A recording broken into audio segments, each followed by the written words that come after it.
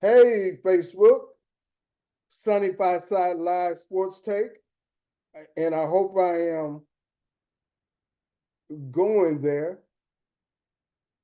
And let me see if I'm there, because I want them to be able to see this.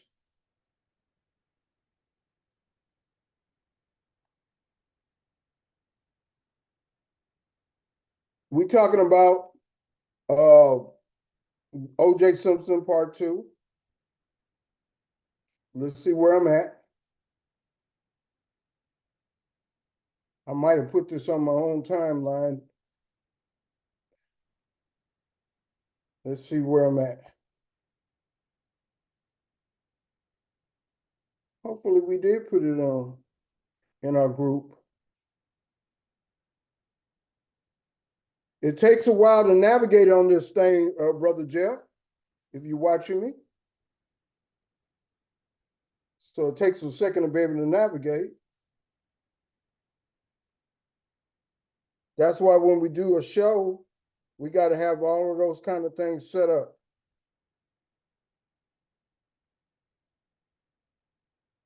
Yeah, there we go, right there. So I am right here. So I am talking about OJ Simpson. And let me go back to my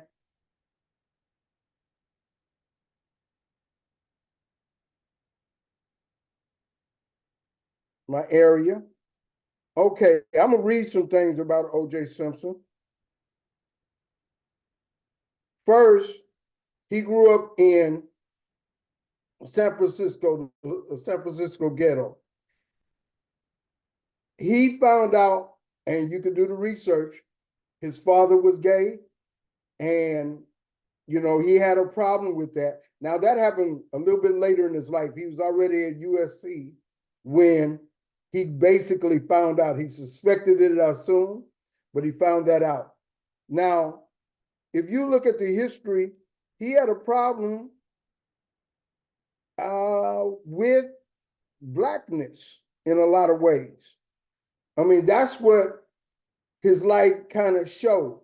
Now, his first wife, and as I mentioned last time, his first wife he met at USC, or he met before that. I think he met her, that was his high school sweetheart. And he took her actually from Al Cowens. She was first dating Al Cowens, and then OJ ended up with her. As I mentioned the other day, he, by marriage, is supposed to be, I wish my father was still here to explain to me how he's related to me, but I've been following OJ Simpson ever since I've been alive and conscious. And so I know as much about OJ Simpson as any layperson. I watched all USC games when I was a little boy. I followed him at the Buffalo Bills. I watched every movie he was in.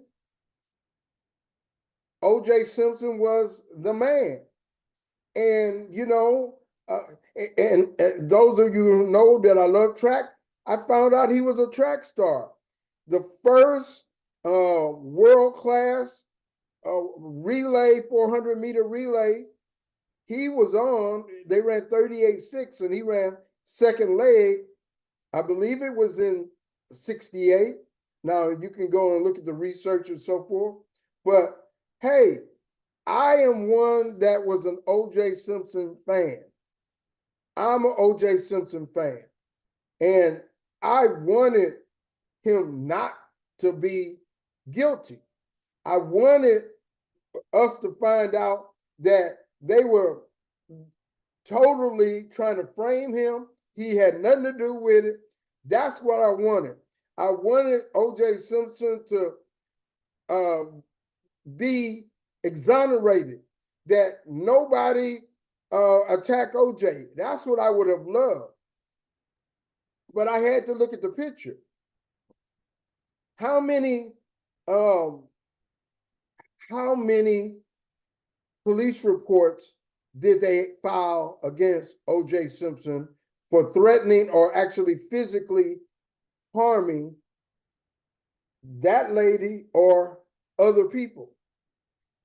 My understanding, it was over 60. Now, I listened at a black cop who was there, and he came in and investigated along with the other cops at the time. And he said, when I looked at everything, I had to back up and say, wait a minute here. This is my friend, this is OJ, but I got to be honest about the evidence. I got to be honest about what I see. And I'm going to go through that real quick. Okay. Evidence gathered at the scene were bloody footprints, a black leather glove. Now, there was more than one glove, of course. Now, Mark Furman did take a glove and put it in an area so that it would be found, and he planted that. And let's say they planted other evidence, but could they put blood in his car?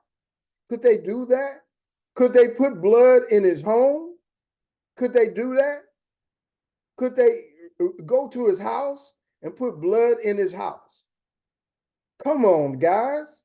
Could they put blood in his car? Like I said, did they have access to be able to do that?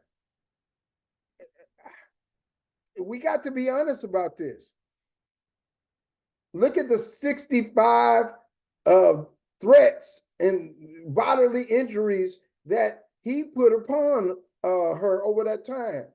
All the evidence. Now, what happened was the young lady was an 18-year-old working in a fast food or other type of restaurant, and OJ came in with a big shot, and she went crazy for him. But she outgrew that, and he couldn't take that. He could have had most any woman in the world, but he wanted to control this particular blonde-haired white girl. And that's because he wanted them to love him. He wanted those white folks to love him so much. Black love wasn't enough.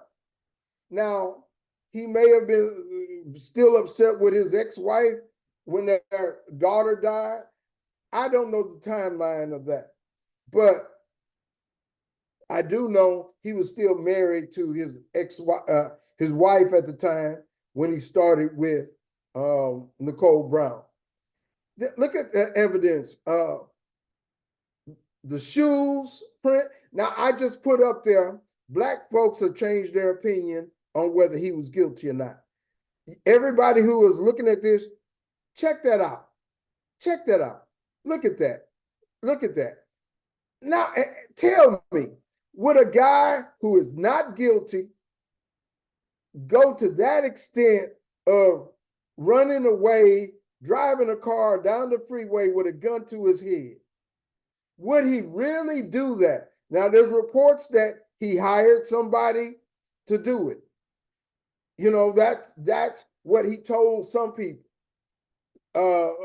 beneath his breath. I don't believe that. I believe he did it.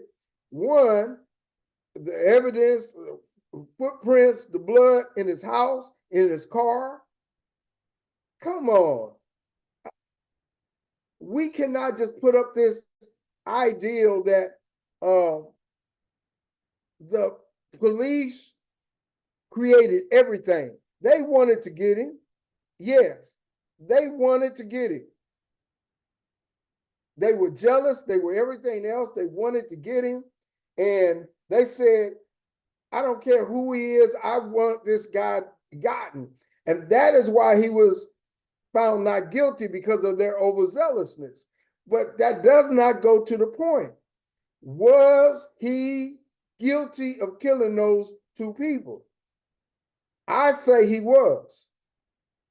And my article that I put in the site said that most black people agreed that OJ was guilty. Now, what makes you think that he was not? And if you say because they tried to frame evidence and the white system is so bad. Yes, all of that is true. But how many times have white people killed black people and gotten away with it, and they manufactured evidence, or they manufactured any kind of way so that they would be found not guilty or not even have the charges brought up? That is why black people at the time were so celebratory that, hey, this brother got off, because white folks have got off killing black people for so many years, for so many years. And so this is a situation where the table was turned. And that's what we were celebrating. We were not celebrating because a person that was innocent had that reflected in the sentence. We were celebrating because, hey, so many black people have gotten killed by white people and they have gotten away with it. Now a black man is getting away with killing two white people, but he still did it. That is my point. Whether they've tried to frame him or not, he still did it. That is why one of the reasons he got off, because their overzealousness took away from the case, the evidence, and gave a doubt into the jury's mind. But that has nothing to do with whether he did it or not. That is my point. He did it. And most black people agree with me. Look at the article. Most black people agree with me. So whatever you say, I don't know how you're going to refute that, but most black people agree that he did it, and we just have to come to grips with that and be honest about it, be truthful with ourselves. The more truthful we are with ourselves, the more we are able to deal with the reality and circumstances of how life is. Hey, this is Rudy Carl Alexander. Hey, this is part 2 of Hip Hop College Source Weekly. I came back on OJ Simpson part 2. So I didn't like how my first episode went. And this is coming on Sunny Side Live Sports Take. This is a sports subject. And he was still one of the greatest running backs of all time, period. But we got to be honest. What did he do? He did do that. So, hey, everybody, go ahead and chime in on the comments. I'm not going to do a part 3, but if you got something to say or want to refute what I'm saying, I'll certainly talk back and share with you these same opinions. But look at that article. Most black people agree with me. Thank you. Have a good day.